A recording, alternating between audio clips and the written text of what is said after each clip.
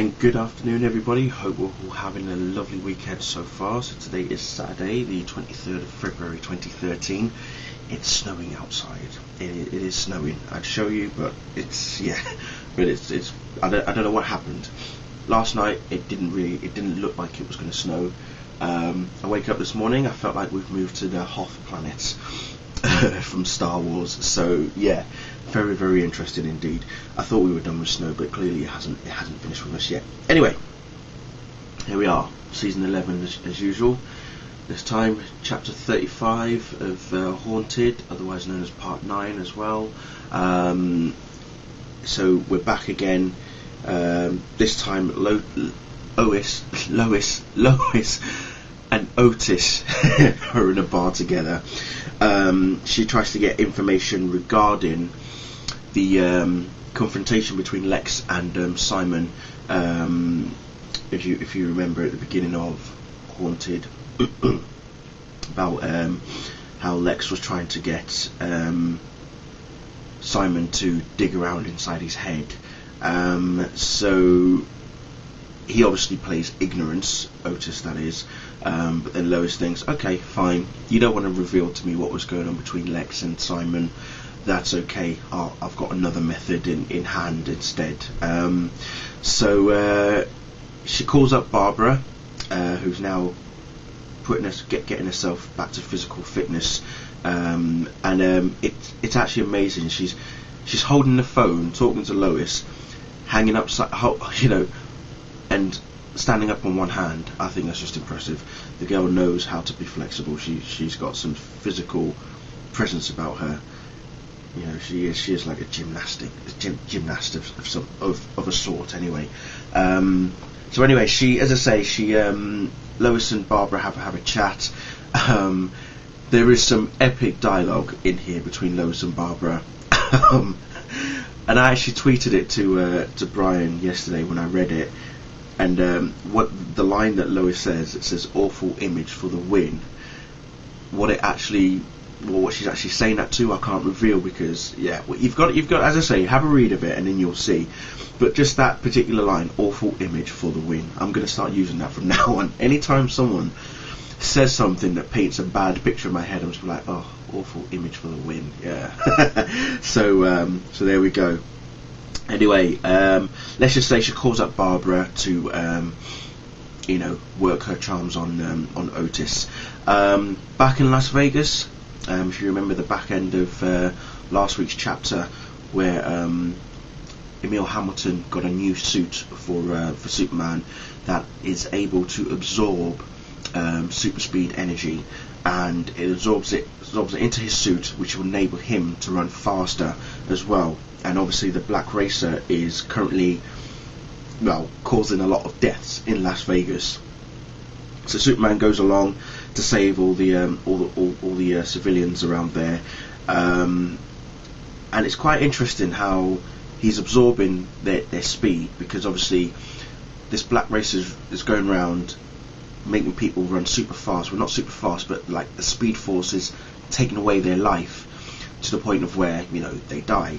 So Superman's having to run around to save them and then absorb their speed, gets into his suit, and then he obviously has the speed for him. But what was interesting was that there's this one particular picture. Well, I don't want to give too much away again, but for those of you who have read Superman Red and Blue, yeah, that's all I'm going to add to that. But again, it just the action sequences, the speed that he's going at. At one point, he doesn't feel like he's moving fast enough, so he's obviously trying to run faster. But just the movement and the speed and the effects as well was just unbelievable. And I'm sure there's this one section where even I just couldn't quite understand what exactly happened. 1 minute the people are in Las Vegas, the next minute they're like 50 miles outside of it, in just a blink of an eye. But eventually Superman gets the attention of the Black Racer, and you know that saying, what happens when an unstoppable force meets an immovable object? Yes, something like that. Yes, or yeah. So that's kind of like the similar sort of situation here between Superman and the Black Racer. Meanwhile, poor old Bart feels useless, sitting outside of Jay Garrick's house, not being able to do anything. He decides he's going to take action, but before he actually goes, we get Jay Garrick telling Bart about how he knew his name before he even met him. And it's the Speed Force. Basically, the Speed Force.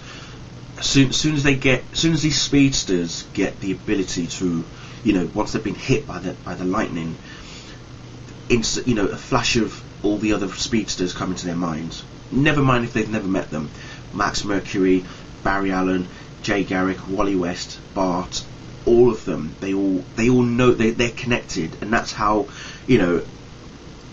It's what keeps them together. As Jay Garrick says, the Speed Force isn't just what fuels us, it's what binds us. So there's that collective force between them, because for Bart, he feels that he's alone in this situation, when in fact he isn't. And that's what Jay's trying to teach him. Jay's basically telling him that you think you're alone, but you're not, because there are others just like us out there who are in the same situation as yourself. All running against or trying to run from this Black Racer, running towards something perhaps.